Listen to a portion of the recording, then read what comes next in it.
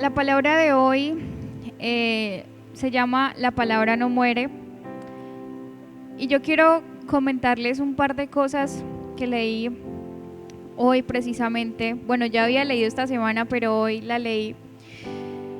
Y es que en el mundo hay más de 260 millones de cristianos que son perseguidos. En algunos países como Corea del Norte, como Afganistán, como China, como Somalia y otras partes del mundo, hay 260 millones de cristianos perseguidos.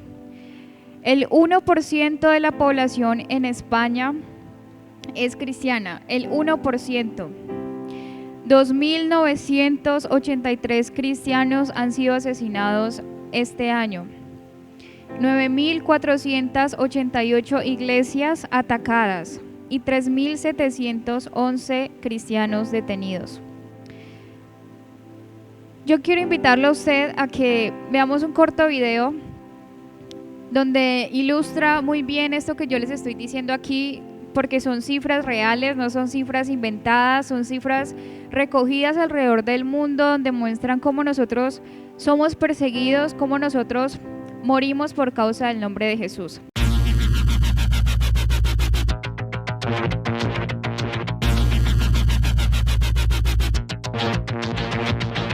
Vivimos en una época donde se habla mucho sobre libertad y derechos humanos, pero ¿qué significa la libertad para aquellos que viven aprisionados, oprimidos o amenazados sin haber cometido ningún crimen? Esta es la realidad de 260 millones de cristianos que enfrentan persecución por el simple hecho de seguir a Jesucristo. Hoy, 1 de cada 8 cristianos es perseguido alrededor del mundo. Hace más de 60 años, Puertas Abiertas apoya a la iglesia perseguida a nivel global y desde 1993 publica la lista de los 50 países donde los cristianos son los más perseguidos, la lista mundial de la persecución.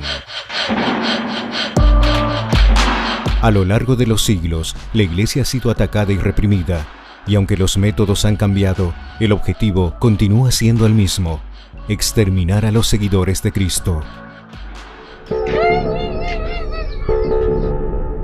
La hostilidad contra los creyentes proviene tanto desde la presión de gobiernos autoritarios como del radicalismo religioso e incluso la discriminación de la propia familia. El extremismo islámico es sin duda una de las fuentes de persecución más predominante en diversas regiones,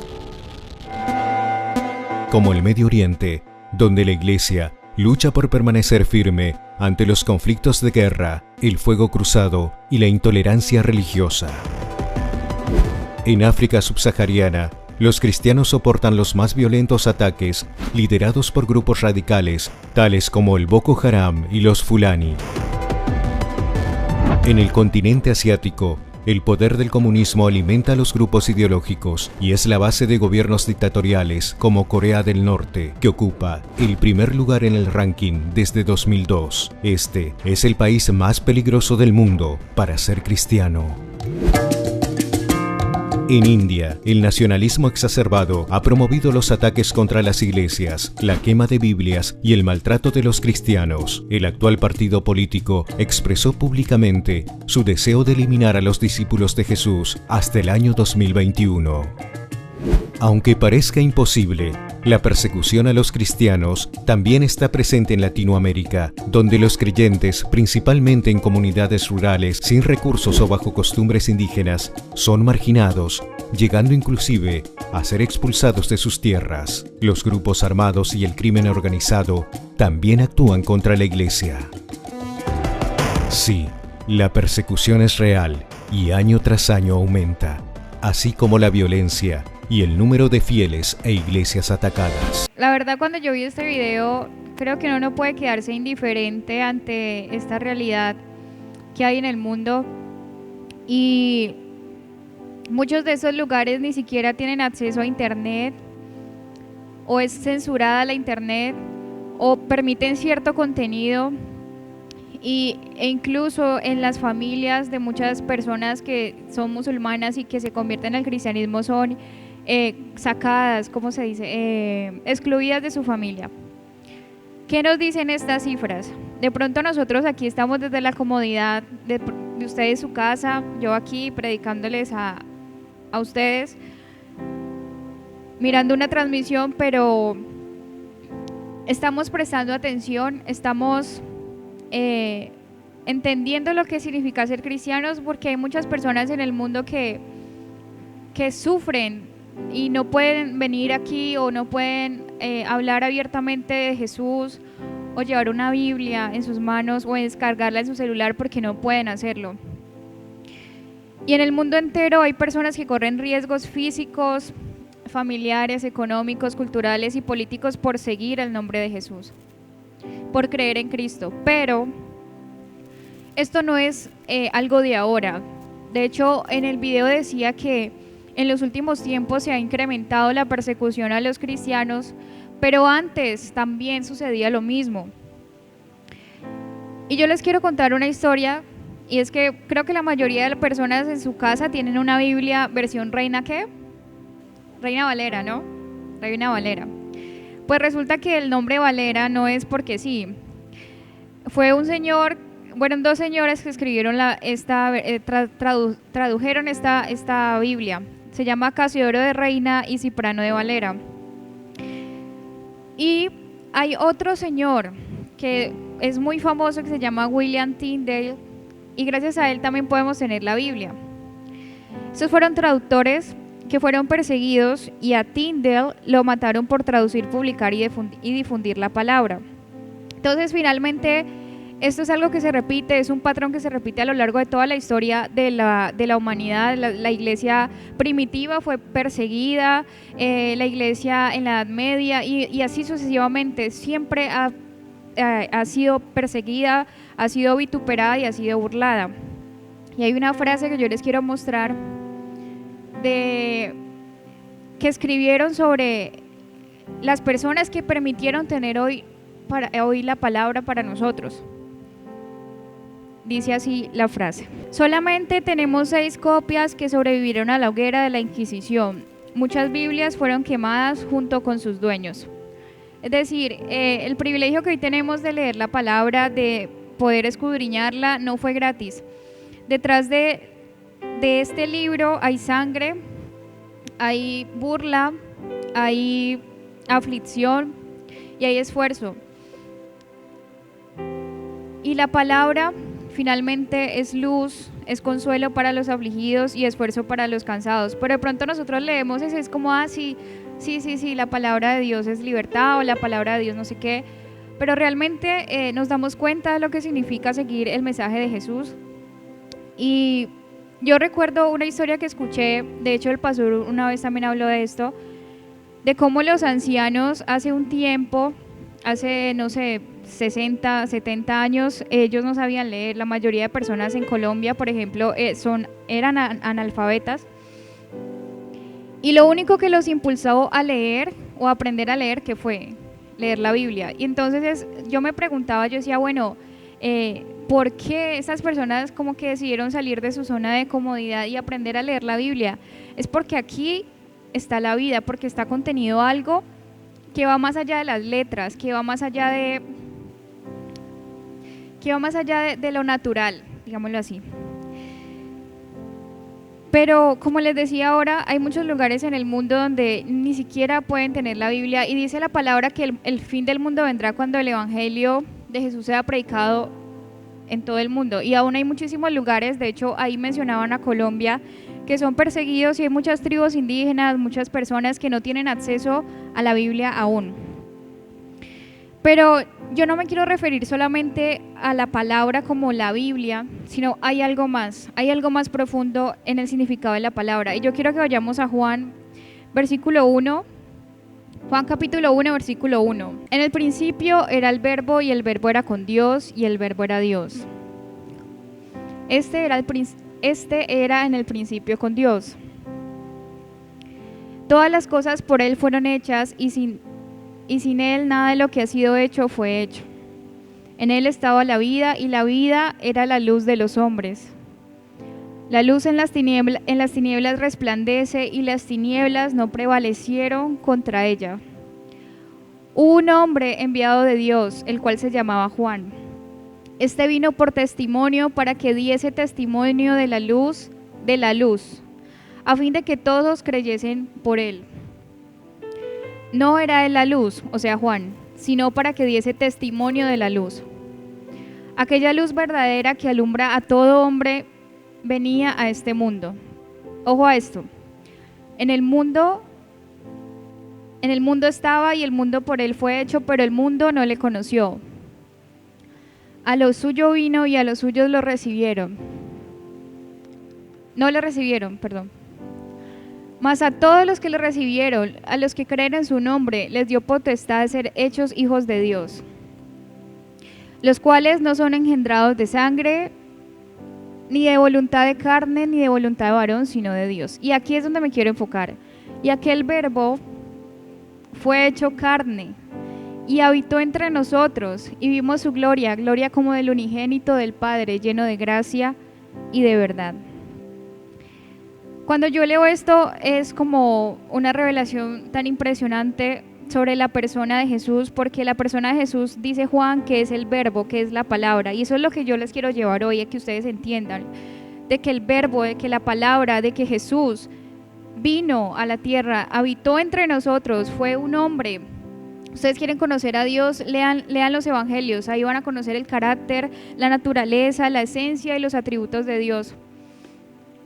Y el Padre vino a través de, se encarnó en la vida de Jesús, se encarnó en Jesús, y esta palabra se ha revelado, o Jesús se ha revelado a lo largo del tiempo, del mundo, de la historia, de maneras sobrenaturales e inexplicables. Yo les quiero contar una historia que escuché de una misionera. Ella nos decía de que hay lugares en el África donde no puede llegar el evangelio por obvias razones, por culturas, por idiomas, por distancia, etc. Y resulta que había un misionero, un ejemplo, estaba en Jamundí, y un hombre de una tribu, por decir, en Silvia, Jauca, así de distancia, pues no sé. Un hombre estaba en Silvia, Jauca, ¿sí? Y resulta que él tiene un sueño, y él ve a una persona y le dice: ve a este lugar, a esta hora, vas a conocerme a mí. Ese hombre, pues, dice él que se levantó como bueno. Y como las tribus africanas tienen como un sentido espiritual muy, muy fuerte, hizo caso. Y el misionero, que estaba en Jamundí, se queda ahí en su casa y llega esta persona a su casa, así tal cual. Y el misionero le abre la puerta al hombre y él empieza a llorar y le dice: yo vi en un sueño y Dios, bueno, no Dios, me dijo, yo te vi en un sueño y tú me dijiste que hoy iba a pasar algo especial con mi vida. Y el misionero ora por él, se convierte a Jesús. Pero lo más impresionante es que este hombre africano empieza a experimentar cosas sobrenaturales, porque empieza a ver en sueños, y él dice: yo veo a Jesús en sueños, yo siento a Jesús en sueños. Y la misionera que nos contaba esa historia nos decía: hay tribus africanas donde las personas están siendo convertidas porque Dios se les revela a través de los sueños. Y eso es algo tan fascinante, eso es algo tan increíble. Cuando yo escuché esto, yo dije: wow, o sea, Dios realmente trasciende todo lo natural y todas las maneras en que nosotros creemos que Él puede manifestarse. Y yo te pregunto a ti que estás en tu casa, con tu familia, en tu comodidad, ¿cómo fue tu experiencia? ¿Cómo llegaste a conocer a Jesús? Y yo he escuchado aquí en la iglesia muchas historias de gente que llega porque estaba a punto de divorciarse, porque estaba a punto de matarse, porque estaba a punto de, no sé, siempre son historias como tan dramáticas, tan tristes, tan duras. Pero pocas son las personas que llegan porque tienen una visión, un sueño o un despertar espiritual en su vida. Lastimosamente yo también pasé lo mismo. Yo quisiera un testimonio más bonito, pero yo también pasé por una situación. Ahora el pastor hablaba de eso. Bueno, voy a hablarlo porque sé que muchas jóvenes y jóvenes, chicas y chicos me están viendo, entonces quiero contarles un poco de mi testimonio. Bueno, yo era una persona muy depresiva, con problemas de estima, con problemas de, bueno, tantas cosas, de ira, de falta de perdón, amargura. Era una persona muy aburrida, muy amargada, muy... Y resulta que me refugié en muchas cosas, me refugié en la música, me refugié en una forma de pensar, en muchas cosas. Hasta que un día pues me cansé, yo dije, para nada bueno voy a llevar siendo de la misma manera. Y estaba en el baño y sentí pues como ganas de llorar, así tal cual. Y empecé a llorar y sentí que alguien me amaba. Esa fue la primera experiencia que tuve. La segunda experiencia que tuve fue leyendo un libro. Estaba leyendo un libro y me sentí muy reargüida y sentí que necesitaba alguien, necesitaba algo más en mi vida. Esa fue la segunda experiencia. Y así empezó mi camino espiritual. Yo no puedo decirles que fue de la noche a la mañana que yo cambié, porque es imposible. Y sé que todavía hay muchas cosas en mi vida que tengo que cambiar. Pero Jesús apareció en mi vida. Yo creo más bien eso. Yo creo que Jesús aparece en nuestras vidas en el momento que tiene que aparecer, en el momento preciso, en el momento exacto. Y así pasó conmigo. Creo que si no hubiera sido así, no estuviera aquí hablándoles a ustedes. No estuviera aquí, estuviera lejos de mi casa. Y yo quiero que vayamos a Lucas 24, versículo 13. Y aquí 2 de ellos iban al mismo día a una aldea llamada Emaús, que estaba a 60 estadios de Jerusalén. E iban hablando entre sí de todas aquellas cosas que iban aconteciendo. Sucedió que mientras hablaban y discutían entre sí, Jesús mismo se acercó y caminaba con ellos. Dice que Jesús se acercó a ellos. Vamos al versículo 30. Y aconteció que estando sentado con ellos a la mesa, tomó el pan y lo bendijo, lo partió y les dio. O sea, ellos no sabían con quién estaban sentados. Entonces les fueron abiertos los ojos y le reconocieron, mas él se desapareció de su vista. Y se decían el uno al otro: ¿no ardía nuestro corazón en nosotros mientras nos hablaba en el camino y cuando nos abría las escrituras? ¿Cómo está nuestro corazón cuando venimos a la iglesia? ¿Cómo está nuestro corazón cuando cuando buscamos a Dios? ¿Cómo está nuestro corazón día a día? ¿Cómo está tu corazón? ¿Tú puedes sentir a Dios? ¿Tú puedes experimentar a Dios todos los días? ¿Tú puedes, o dirás como estas personas que estuvieron en el camino a Emaús, no ardía nuestro corazón, no sabíamos que estaba ahí, pero no podíamos entender, no podíamos discernir que Él estaba ahí? Yo te pregunto en esta noche, ¿cómo está tu corazón? Porque eso era lo que Dios me hablaba para decirles a ustedes. De pronto en estos tiempos vivimos una falsa espiritualidad por completo. Buscamos a Dios porque no sabemos qué pueda pasar mañana, ¿no? La incertidumbre del mañana, la incertidumbre de que me quede sin dinero, sin trabajo. Pero realmente, ¿por qué estamos buscando a Dios? ¿O cómo está nuestro corazón? ¿Cómo está nuestro corazón? Y eso también me lleva a la historia de Jacob en el Génesis. Resulta que Jacob pues era un hombre muy tenaz porque tuvo una historia que ustedes la pueden leer. Y resulta que Génesis 28:10 es una de mis partes favoritas de la palabra y yo quiero que la veamos un momentico. Génesis 28:10 dice que Jacob salió de Berseba y fue a Harán. Y llegó a un cierto lugar y durmió allí porque el sol se había puesto, y tomó de las piedras aquel paraje y puso su cabecera y se acostó en aquel lugar. Allí soñó que había una escalinata apoyada en la tierra y cuyo extremo superior llegaba hasta el cielo. Por ella subía y bajaban los ángeles de Dios. Bueno, él tiene un sueño, ustedes pueden leer, él tiene un sueño, etcétera, etcétera. Tiene una experiencia espiritual tan fuerte que él se despierta y dice: el Señor está en este lugar y yo no me daba cuenta. Yo digo, o sea, esta es la condición de la iglesia en este momento. El Dios está habitando en tantas personas, en situaciones, pero no nos damos cuenta que Dios está ahí. No nos damos cuenta porque no somos sensibles, porque hemos perdido la relación que tenemos con Él, o simplemente porque llenamos nuestros pensamientos de tantas cosas, de tantos afanes, de tantas vanidades, de tantas distracciones, que nuestro corazón ha sido ocupado por muchas cosas, por muchos ídolos, por muchos dioses, por muchas banalidades, y no nos damos cuenta de que Jesús está ahí, de que Dios está ahí.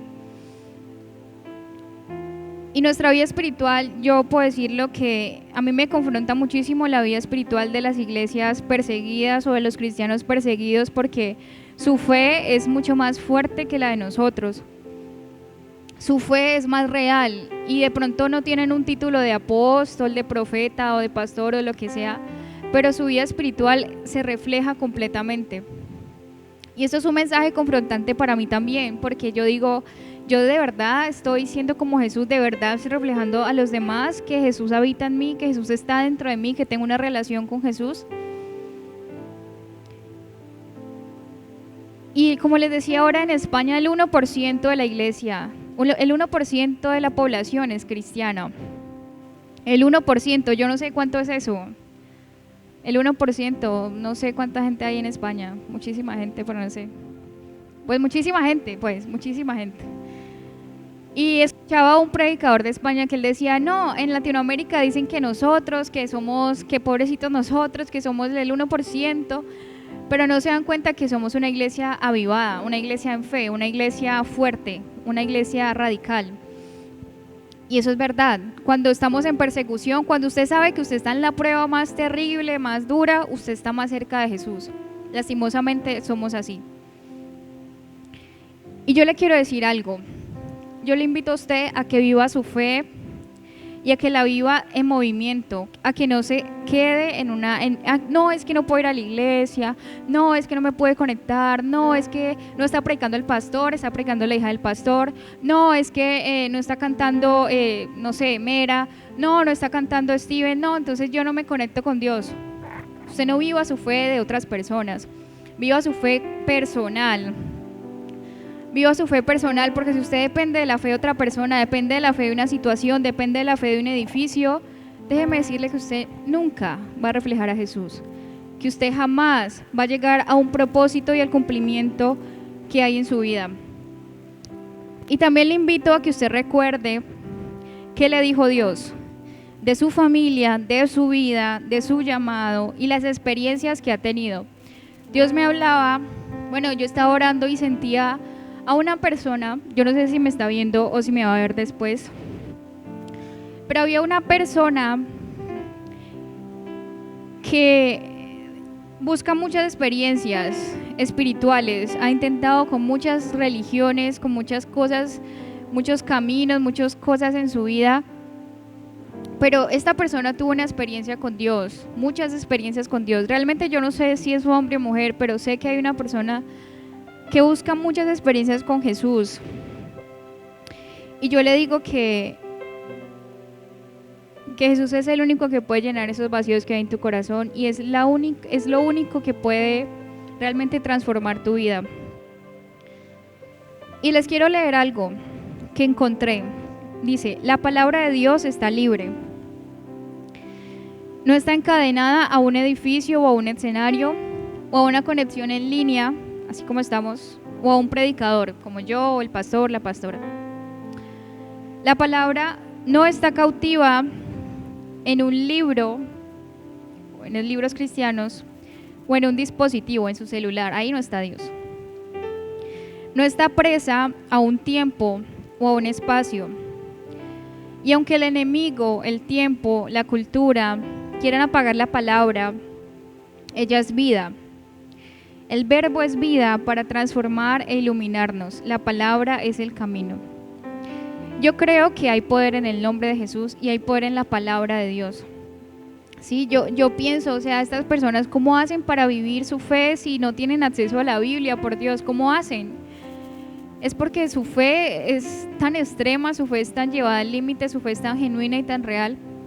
Y nosotros aquí, felices, en comodidad, y no ni siquiera en el día leemos un versículo o ni siquiera sacamos 2 minutos para agradecerle a Dios, ni siquiera, y tú te haces llamar cristiano, y tú te haces llamar cristiana. Yo prefiero no decir que soy cristiana. Yo en la universidad no decía que era cristiana, ni hija de pastores, eso era un bullying, yo sabía que era un bullying asegurado 100%, yo prefería no decir nada, porque tampoco reflejaba a Jesús.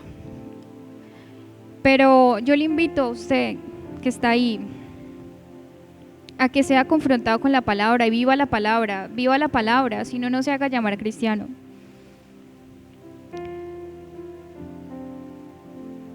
Y también yo le quería contar algo que he sentido mucho en este tiempo.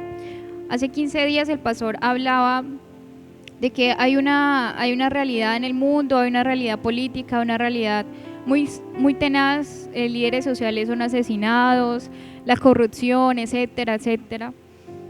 Y el pastor decía que nosotros como iglesia no podemos salir a marchar, ojalá pudiéramos salir a marchar, ojalá pudiéramos bombardear, quemar a la alcaldía, ojalá pudiéramos hacer muchas cosas, no mentiras. Es que lo digo porque el pastor me dice eso en mi casa. El pastor es medio anarquista y yo también le saqué eso. Entonces, ojalá pudiéramos hacer muchas cosas físicas, ojalá pudiéramos demostrar el reino de Dios a la violencia, a lo violento, pero no podemos, ¿no? Pero el pastor decía de que nosotros tenemos un arma muy poderosa y es la oración. Y que nosotros en la oración podemos tumbar cosas, podemos hacer, provocar la justicia de Dios en la tierra, ¿cierto? Y esto es algo que me confronta y me llena mucho porque yo digo, bueno, es verdad, yo puedo y yo tengo la fe de que podemos cambiar atmósferas, podemos cambiar un sistema, podemos cambiar muchas cosas a través de la oración, a través de una iglesia que sea fuerte. Y también Dios me decía, bueno, si tú quieres eso, tú quieres que que paren los asesinatos a líderes sociales, que paren las injusticias y todo eso, pero hay algo más. Y es, ¿quién ora por los que están afuera? ¿Quién ora por esas personas que hacen ese tipo de cosas? Y yo decía, pues es muy duro amarlos. A mí me parece que es muy duro amar a una persona que hizo tanto daño al país como el innombrable, por ejemplo. Hay muchísimas personas que son muy difíciles de amar, prójimos que son muy difíciles de amar, pero Dios me decía, tú oras, o sea, bueno, sí, oramos por esto, pero ¿y los demás? Y hay una palabra que está en Mateo, no la vayan a colocar, que dice que para Dios no hay nada imposible. Y esta palabra se aplica a 2 situaciones. Y la situación en la que yo la quiero aplicar, que está en la palabra, es que Jesús le dice a alguien, no hay nada imposible para Dios y yo puedo salvar al que sea. Y esto se logra a través de la oración, esto se logra a través de una vida espiritual y comprometida con la realidad de este mundo y con la realidad de lo que ocurre en toda parte, porque es que es en todo el mundo. Y yo le invito a usted, hermano o hermana, que usted me está viendo, a que usted dice, no, pero es que yo estoy muy mal y yo que voy a orar por los demás y yo también estoy en una situación peor. Bueno, yo escucho muchísimo eso acá en la iglesia. Gente como de 25 años en el evangelio y en el mismo problema todos los días y en la misma situación y en el mismo... Es como un karma que llevan ahí. Y yo digo, bueno, estas personas, ¿por qué no se avispan, no se despiertan? Como que, bueno, listo, si la palabra dice que encárguese de los asuntos de Él, que Él se encarga de los míos, pues yo voy a orar por los demás, porque esa es la clave. La clave es orar por los demás, la clave es, el Padre Nuestro no fue escrito en singular, sino en plural, ¿no? No habla de yo, sino habla de nosotros. Venga a nosotros su reino. Siempre habla de nosotros y es porque tenemos que buscar la oración por los demás, porque Dios escucha el clamor y así escuchará nuestras peticiones. Entonces yo le digo a usted, confíe. Jesús nos dice en Mateo 28:20 que Él estará con nosotros hasta el fin.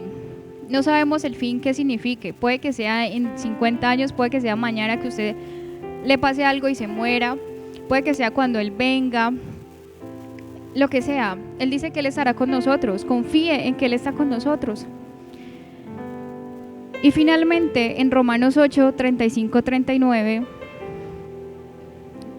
este es el rema. Así, el pastor dijo hoy, la pastora Daniela tiene un rema para su vida. Yo le digo, el rema para esta noche está en Romanos 8, 35, 39.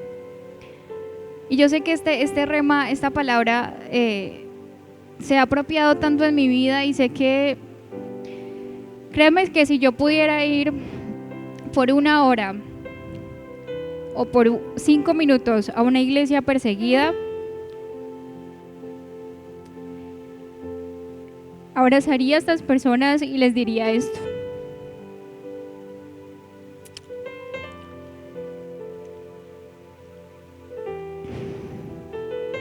¿quién nos apartará del amor de Cristo? La tribulación o la angustia, la persecución, el hambre, la indigencia, el peligro o la violencia. Así está escrito: por tu causa nos vemos amenazados de muerte todo el día. Nos tratan como ovejas destinadas al matadero. Sin embargo, en todo esto somos más que vencedores por medio de aquel que nos amó. Pues estoy convencida de que ni la muerte ni la vida, ni ángeles ni los demonios, ni presente ni lo porvenir, ni los poderes, ni lo alto ni lo profundo, ni cosa alguna en toda la creación podrá apartarnos del amor que Dios nos ha manifestado en Cristo Jesús, Señor nuestro.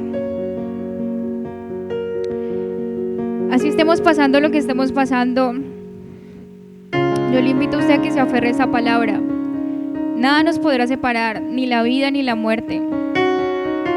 Entienda de que nosotros estamos aquí de manera pasajera. En algún momento vamos a morir, en algún momento ya no tendremos vida y queda una eternidad. ¿Y dónde va a estar nuestra eternidad? Entienda de que hay personas de que mueren todos los días, hay personas de que son perseguidos, de que su fe es perseguida, pero ellos tienen esta esperanza revelada en su corazón. Y yo creo que esta esperanza también se puede revelar a nuestras vidas. Aquí estamos en comodidad, pero vivamos la fe de verdad, vivamos la fe genuina, no seamos hipócritas. Aquí hay alguien que comenta y dice: una iglesia radical se impone en el amor y el perdón como manifiesto y huella sangrada sobre la que pisamos. Impugna con palabras, señala y declara, porque la verdad necesita ser verdad. Así es. La verdad es verdad. El amor, una iglesia radical es amor y perdón. Ese es el sello de la iglesia genuina, es el sello de la iglesia que Jesús buscó, de la iglesia que Jesús vino a mostrarnos. Él se sentó con pecadores, con personas que en ese tiempo son los más inmorales del mundo. Él se sentó con prostitutas, se sentó con, quién sabe con quién se sentaría hoy a la mesa, ¿no? No se sentaría con nosotros, se sentaría con las personas que más criticamos.